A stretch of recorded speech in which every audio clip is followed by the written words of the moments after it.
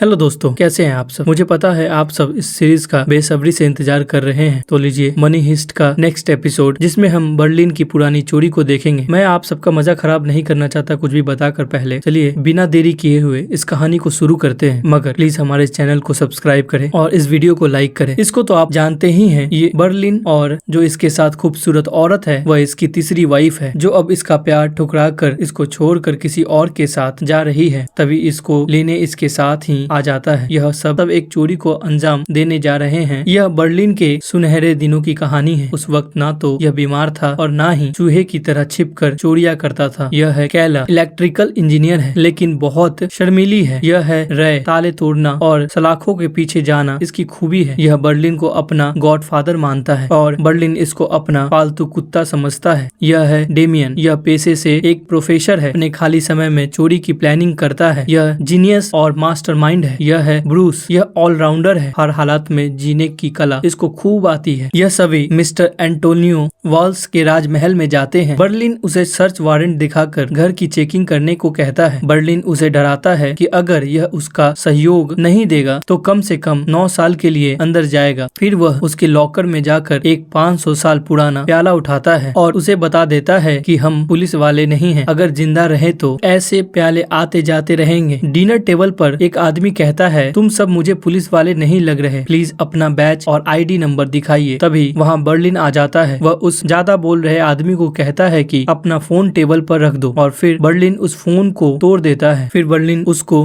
अपनी गन दिखाकर कहता है, यह है मेरा बैच नंबर। फिर वह आदमी लाइन पर आ जाता है। फिर बर्लिन उन सबको अपने आईडी कार्ड निकालने के लिए कहता है ताकि अगर किसी को FIR करवाने की चूल हो तो इन सबको पता हो कि इसका घर कहाँ है। फिर वह उस आदमी को बाहर ले जाकर कहता है, अपनी बीवी के सामने हीरो बन रहे थे वो आदमी उसके आगे गिड़गिड़ा कर। फिर बर्लिन कहता है, प्यार इतनी बड़ी चीज नहीं है जिसके आगे अपनी जिंदगी हारी जाए। फिर वो उसे बिना कुछ कहे वहाँ से चले जाते हैं। फिर कुछ दिन बाद यह सभी अपना वेश बदल कर एक होटल में जाते हैं। बर्लिन उन सबको एक नई मेंबर से मिलवाता है। उसका नाम था कैमरन। यह तूफानी लड़की है जिसको जिंदगी ने बहुत सारे गहरे घाव दिए हैं। रोय पहली नजर में ही इसकी तरफ अट्रैक्ट हो जाता है और बर्लिन उसके मन में क्या चल रहा है एक सेकंड में भाप लेता है। फिर बर्लिन कहता है कि हम यहाँ चोरी के इरादे से आए हैं, जिसकी शुरुआत 10 दिन पहले ही यह प्याला चुराने के साथ हो चुकी है। इस प्याले की कीमत 40,000 यूरो है और हम इसकी कीमत 44 मिलियन यूरो करने वाले हैं। फिर डेमियन 37 लाख के इस प्याले को तोड़ने लगता है। अब यह इस टूटे प्याले की मदद से यूरोप के शाही परिवार के गहने चुराने वाले थे, वो भी एक साथ, जो कि 34 अलग अलग शहरों में पड़े थे। फिर वे उस प्याले को अमोनियम क्लोराइड में डुबो हैं ताकि उसकी चमक खराब हो जाए और वह पुराना दिखने लगे। फिर वे पेरिस की एक पुरानी चर्च में जाकर फादर से मिलते हैं। बर्लिन कहता है, मैं प्रोफेसर सताना हूँ और पॉलिटेक्निकल यूनिवर्सिटी ऑफ सलामन से आया हूँ। पादरी ने उनको यहाँ बुलाया। यहाँ बुलाने से पहले ऑनलाइन रिसर्च भी की थी, जहाँ उनको इनके बारे में 600 से भी ज्यादा आर्टिकल पढ़ने को मिले थे और वह सब कैला की कारमात थी। चर्च के अंदर पादरी ने 2 गुंडे भी पाल रखे थे। ये दोनों सुधरने के लिए चर्च आए थे और कुछ दिन बाद इनकी रिहाई होने वाली थी। फिर वे पादरी को कुछ डॉक्यूमेंट दिखाते हैं जिनके अनुसार इस चर्च से भी बहुत पहले यहाँ एक और चर्च होने का दावा किया गया था। फादर कहता है कि मेरी चर्च 1240 में बनी थी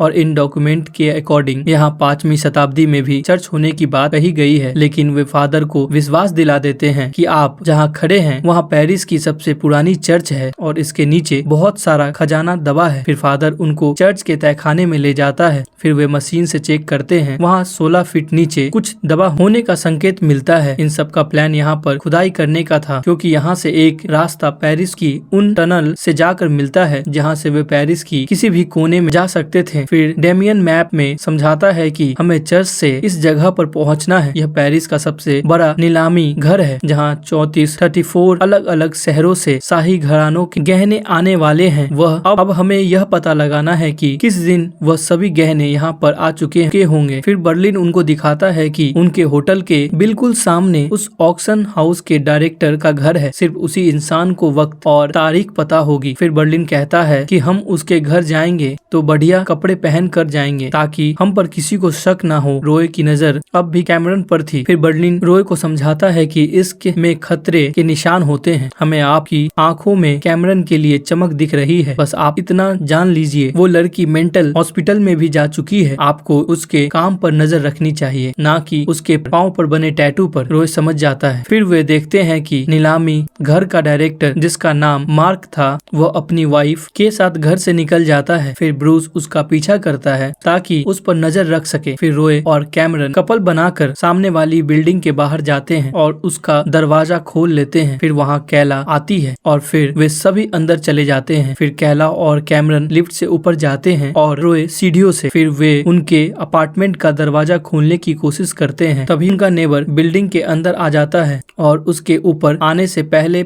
ही उनको सिक्योरिटी ऑफ करके दरवाजा खोलना था। फिर वे उसके ऊपर आने से पहले दरवाजा खोल लेते हैं और घर के अंदर घुस जाते हैं। फिर वे अपने गैजेट्स निकालते हैं जिनके अंदर छोटे छोटे कैमरे लगे थे। उस घर में एक छोटा सा डॉगी भी था जिसको बॉल से खेलना पसंद था। फिर वो सभी अलग अलग जगह पर कैमरा इंस्टॉल करने लगते हैं। वे उस घर की कोई भी जगह नहीं छोड़ते जहाँ कैमरा ना लगे हो। वे साथ साथ उस डॉगी को भी खिला रहे थे। तभी उन्हें दरवाजे के लॉक खुलने की आवाज आती है और वे सभी छिप जाते हैं। वहाँ उनका पड़ोसी अपने कुत्ते को लेकर आया था ताकि मार्क के डॉगी को भी अपने डॉग्स के साथ घुमाने ले जा सके, लेकिन मार्क का डॉगी रॉय और कैमरन के पास बैठा था। फिर रॉय बॉल को बाहर फेंक देता है और वह बॉल को लेने के लिए जैसे ही बाहर जाता है, उनका नेबर उसको अपने साथ लेकर वहाँ से चला जाता है। वे सभी वहाँ से निकल लेते हैं। रात को जब बर्लिन मॉर के घर की निगरानी कर रहा था, तब मॉर की वाइफ उठती है और म्यूजिक लगाकर नाचने लगती है। बर्लिन उसे बहुत ही ध्यान से देख रहा था। फिर वह ड्रेस पहनकर तैयार हो जाती है। फिर यह देखने के लिए वह इतनी रात को जाती कहाँ है। बर्लिन भी अपने होटल से बाहर आ जाता है। वह उसका पीछा करता है और उसके पीछे पीछे एक बार में चला जाता है। उस बार में मॉर की वाइफ कैमर गिटार बजाती है और गाना भी गाती है। बर्लिन उसको गाना गाते हुए इस तरह देख रहा था जैसे उसको उससे पहली नजर में ही सच्चा प्यार हो गया हो। फिर वहाँ से निकलने के बाद वह सुबह तक उसका पीछा करता है। उसे महसूस करता है कि यह पंछी मार्क के पिंजरे में कैद है और वहाँ से आजाद होना चाहती है। फिर रात भर घूमकर वह वापस मार्क के साथ बेड पर जाकर सो जाती है। अपनी पत्नी के छोड़े जाने के बाद पहली बार आज बर्लिन को भी अच्छा लग रहा था। अगले सीन में हम देखते हैं ब्रूस और कैला चर्च के नीचे तहखाने में खड्डा खोदकर उस एंटीक कप को दबा देते हैं। ब्रूस कैला के ऊपर लाइन मारता है, लेकिन कैला उसे कहती है कि मैं ऐसी वैसी लड़की नहीं हूँ, आइंदा इस बात को ध्यान में रखना। फिर थोड़ी देर बाद वहाँ बर्लिन आ जाता है। डेमिन पूछता है तुम रात भर कहाँ थे। वह बताता है कि रात को हम एक औरत से मिलने। फिर वह रात वाली सारी बात डेमिन को बताता है। वो कैमिन से इतना इम्प्रेस हो गया था कि उसके बारे में सब कुछ जानना चाहता था और इस काम में उसे डेमिन की हेल्प चाहिए थी। फिर डेमिन कहता है कि हमने यहाँ तक आने के लिए कितने पापड़ बेले हैं। हम जिस आदमी को लूटने वाले हैं तुम उसी की वाइफ को पटाना चाहते हो, एक साथ दो झटके। बर्लिन कहता है उसके लिए मैं पूरे प्लान को खतरे में डालने को तैयार हूँ। इतने में फादर आ जाता है। फिर वे फादर के सामने नाटक करते हैं और जमीन के अंदर से वही क्रॉस का कप बाहर निकालते हैं। उसको देखकर फादर की भी आंखें खुली की खुली रह जाती है। बर्लिन कहता है हफ्ते का समय चाहिए और फादर को यह बात मंजूर थी। फिर अगले दिन बर्लिन रॉय को लेकर उसी बार में बाहर कैमिल का इंतजार कर रहा था। फिर बर्लिन रॉय को कहता है कि जब हम अंदर जाएं तो 2 मिनट बाद आप मेरे एक पुराने दोस्त बनकर अंदर आ जाना और इस तरह मिलना जैसे हम बहुत समय बाद मिल रहे हों। फिर जब कैमिल आ जाती है तो बर्लिन एक लुक लेकर वहाँ अंदर चला जाता है। वह कैमिल के साथ वाली चेयर पर जाकर बैठ जाता है। फिर वो कैमिल को कहता है कि मैंने कल रात आपको देखा था, आप इसी बार में गाना गा रहे थे। मैं आपसे बहुत इम्प्रेस हो गया। आपको देखकर मैं अंदाजा लगा रहा था कि आपकी प्लेलिस्ट में कौन कौन से सॉन्ग होंगे। फिर कैमिल कहती है तो बताइए, देखते हैं सही बताते हो या नहीं। बर्लिन कहता है हम आपको एक नहीं 2 गाने बताएंगे, एक तो है धूम मचा ले और दूसरा है रंग दे बसंती चोला। तो कैमिल कहती है क्या बात है, दोनों ही सही बताया है। इतने में रॉय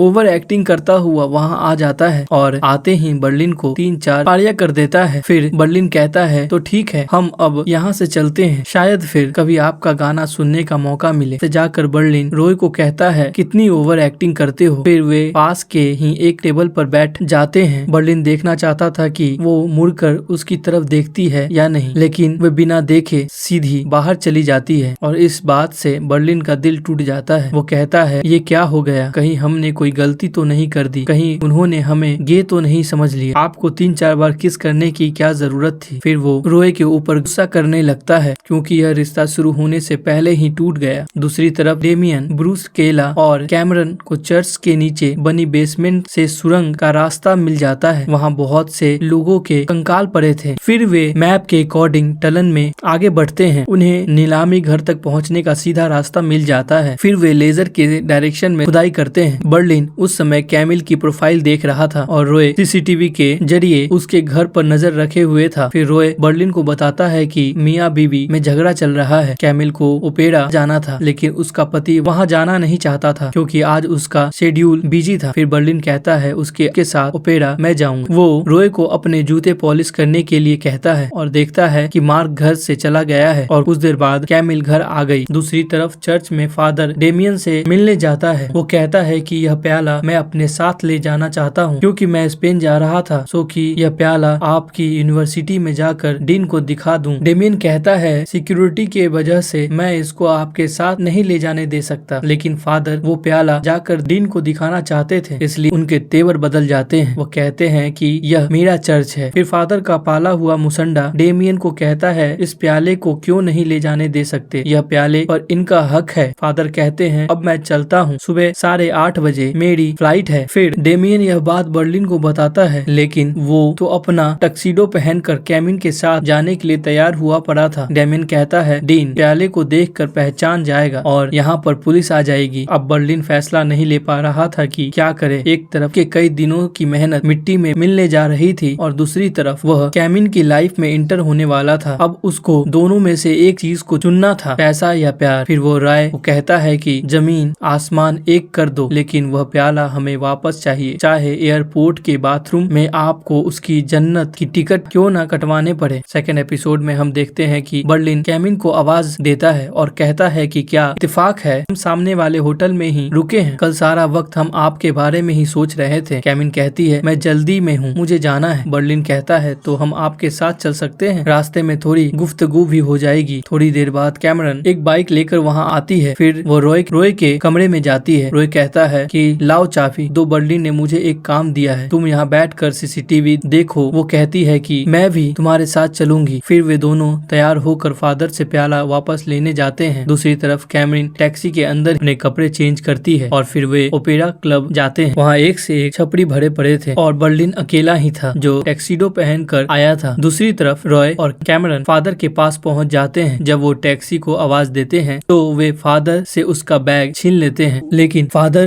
की पकड़ बहुत ही मजबूत थी। उनके चिल्लाने की आवाज उनके मुस्टंडे सुन लेते हैं। उनमें से एक मुस्टंडा ट्रेस उठाकर उन दोनों पर दे मारता है और वे वहीं नीचे गिर जाते हैं। फिर वे बैग उठाकर पैदल ही भागने लगते हैं और वे मुस्टंडे उनकी ही बाइक पर उनका पीछा करने लगते हैं। आगे जाकर गली में उनको शादी की भीड़ मिलती है। वे दोनों भागकर उस भीड़ को क्रॉस कर लेते हैं, लेकिन वे मुस्टंडे भीड़ के अंदर फंस जाते हैं। फिर वे दूल्हे की कार चुराकर वहां से भागने लगते हैं। वे मुस्टंडे अब भी कार का पीछा कर रहे थे। फिर आगे जाकर उनको जनाजा मिलता है। फिर वे कार को वहीं छोड़कर पास में बने पार्किंग लॉट में घुस जाते हैं। वे मुस्टंडे समझ जाते हैं कि वे पार्किंग लॉट में गए हैं। फिर वे भी पार्किंग लॉट के अंदर चले जाते हैं। वे दोनों बहुत ही गुस्से में थे, लेकिन रॉय कहता है कि तुम दूसरी तरफ जाओ, मैं सीधा जाता हूँ। फिर वहाँ जाकर वे गाड़ियों को हिलाते हैं और उनके अंदर के सायरन बजाने लगते हैं। वे दोनों अलग अलग जगह से गाड़ियों के सायरन ऑन करके टंडो को कंफ्यूज कर रहे थे। फिर वे एक गाड़ी स्टार्ट करके वहाँ से भागने लगते हैं, लेकिन उनमें से एक कुल्हाड़ी लेकर गाड़ी का रेयर पार्ट तोड़ देता है और उनकी गाड़ी दूसरी कार से जाकर ठुक जाती है। फिर वे जब कार से निकलकर भागने लगते हैं तो वे मुंडे उनको घेर लेते हैं। फिर उनमें से एक गुंडा तेज पानी की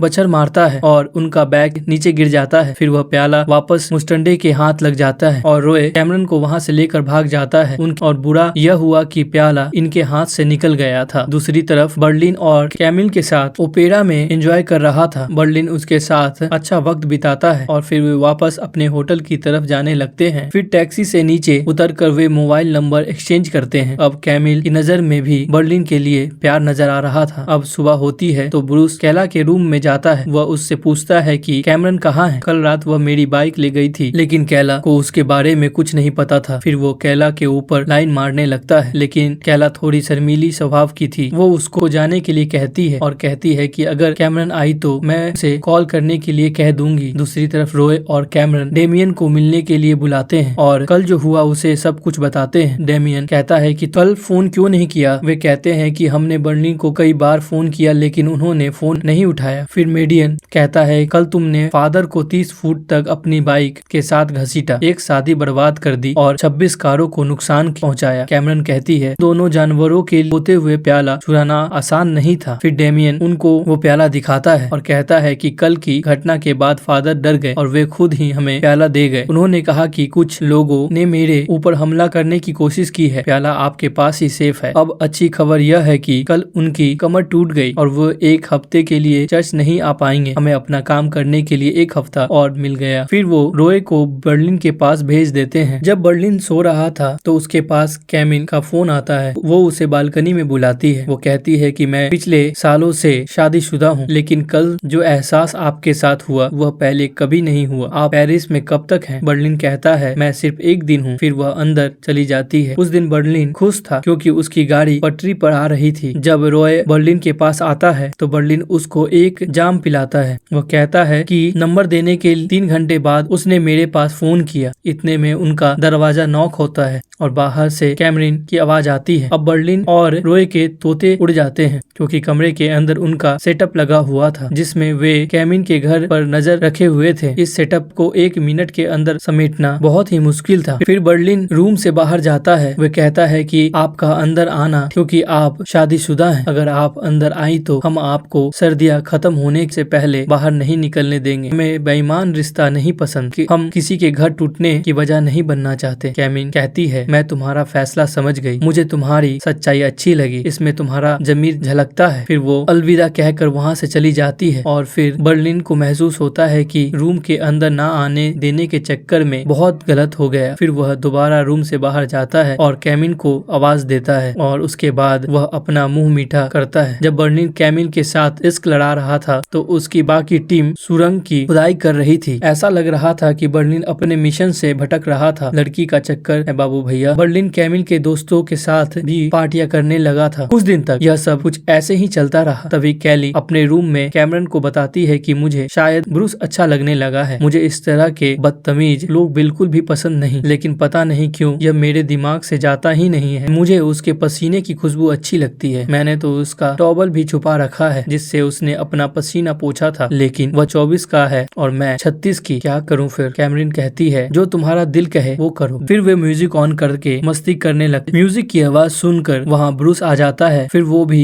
उनकी पार्टी में शामिल हो जाता है। कैला की धड़कनें तेज हो जाती है। अब उनके पास दारू खत्म हो जाती है। फिर ब्रूस रॉय को भी फोन करके अपने पास बुला लेता है। वे चारों वहाँ खूब एंजॉय करते हैं। अब बर्लिन की तरह यह चारों भी अपनी जोड़ियां बना लेते हैं। अब उनका खुदाई का काम भी पूरा हो गया था क्योंकि को टनल वहाँ तक खोदनी थी जहाँ तक ईंट की दीवार ना निकल जाए और इस ईंट की दीवार के पीछे था नीलामी का घर। अब उनको वह दीवार तोड़कर नीलामी घर के अंदर घुसना था ताकि किसी को शक भी ना हो। अब उनको एयर चेंजर और सर्विस एरिया से होते हुए तिजोरी तक पहुंचना था। फिर उन्होंने वहां पर कार्टिक ब्लॉक से बनी हुई दीवार तोड़नी थी जो तिजोरी से बने पहले कमरे की थी। उस रूम में 2 सीसीटीवी कैमरे लगे थे जिसकी फुटेज वहां मौजूद गार्ड के कंप्यूटर स्क्रीन पर दिखाई देती है। एक गार्ड हॉल में बैठा होगा और दूसरा बेसमेंट में ठीक तिजोरी के सामने बैठा होगा। उन दोनों ही गार्ड्स को कंप्यूटर से दूर करना होगा कम से कम 3 मिनट के लिए ताकि सीसीटीवी हैक कर सके। वे गार्ड हर रोज 8 बजे डिनर में पिज्जा ही मंगवाते हैं, लेकिन अब की बार जब वो फोन करेंगे तो फोन कॉल कैला उठाएगी। उसके बाद हम अपने धूल से भरे हुए कपड़े उतार कर बिल्कुल साफ सुथरे कपड़े पहन लेंगे ताकि तिजोरी में मिट्टी का एक भी कण या आपका एक भी बाल ना मिले, वरना पूरा प्लान चौपट हो जाएगा। ब्रूस उन गार्ड्स के लिए पिज्जा डिलीवरी लेकर जाएगा और उन गार्ड्स को ज्यादा से ज्यादा गुस्सा दिलाने की कोशिश करेगा क्योंकि पिज्जा ठंडा होगा। यह वो सारी चीजें करेगा जिससे भूखे आदमी को गुस्सा आ जाए, क्योंकि जब डिलीवरी बॉय किसी से भी अकड़ कर बात करता है तो उसके ईगो हट हो जाती है। फिर वह अपने साथी को बुलाएगा। जैसे ही उसका साथी अपनी जगह से हिलेगा हमारा खेल शुरू होगा। हमारे पास अपना प्लान पूरा करने के लिए पूरे 3 मिनट होंगे। फिर हमारा रोबोट कंक्रीट के एक ब्लॉक को बाहर निकालेगा और फिर हम पहुंच जाएंगे एंटी चैम्बर के अंदर। ब्रूस उन गार्ड्स को उलझा कर रखेगा। फिर कैला के सीसीटीवी हैक कर लेगी। ब्रूस बदतमीजी पे बदतमीजी करता रहेगा जब तक कोई गार्ड उस पर हाथ न उठा दे। फिर ब्रूस ब्रूस नीचे गिरकर बेहोश होने का नाटक करेगा। वह पुलिस या एम्बुलेंस बिल्कुल नहीं बुलाएगा, क्योंकि वे यह नहीं बता सकते कि उन्होंने डिलीवरी बॉय को इसलिए पीट दिया कि खाना ठंडा था। उसको दौरे आ रहे हैं क्योंकि हमने उसके सिर पर वार कर दिया। वे अपनी पूरी कोशिश करेंगे ब्रूस को होश में लाने की। तब तक कैला अपना जादू दिखा देगी। फिर पूरे 3 मिनट बाद ब्रूस को होश आ जाएगा। तब तक उनके सीसीटीवी हैक हो चुके होंगे और उसके तुरंत बाद हमें वहां से निकलना होगा। फिर हमारा रोबोटिक बुलडोजर कंक्रीट के उस हिस्से को वापस उठाकर उसी जगह पर रख देगा। अगर सब ठीक रहा तो उनके सीसीटीवी पूरी तरह से हमारे कंट्रोल में आ जाएंगे और उसके बाद हम शुरू करेंगे इस खेल का दूसरा पड़ाव, और वह यह है कि 10 इंच मोटे स्टील की दीवारों वाली तिजोरी को हम कैसे खोलेंगे और उसके बाद हम पकड़े भी ना जाएं। हमारी चोरी को देखकर दुनिया का सबसे बड़ा जादूगर भी कहेगा, वाह